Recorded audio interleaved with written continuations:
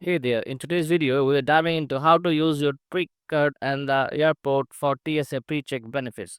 Now, if you're a TWIC card holder, you're in luck. You can skip the usual TSA per check or pre-check application process, saving the time and the airport.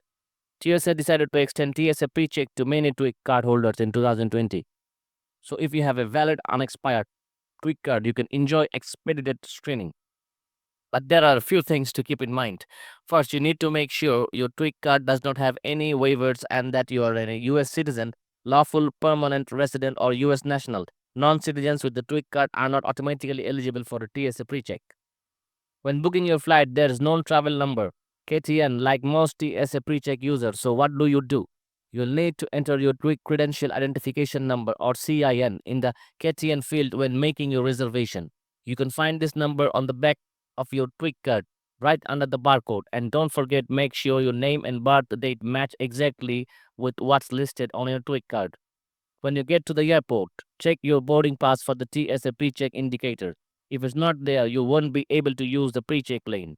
This could be due to additional screening or the airport not offering TSA pre-check at all. One important thing to remember, TSA pre-check benefits are only valid for flights within the US. So if you're flying internationally, your TWIC card won't impact your screening at airports abroad. That is it. With these simple steps, you will be racing through the TSA pre-check lane in no time. Safe travels.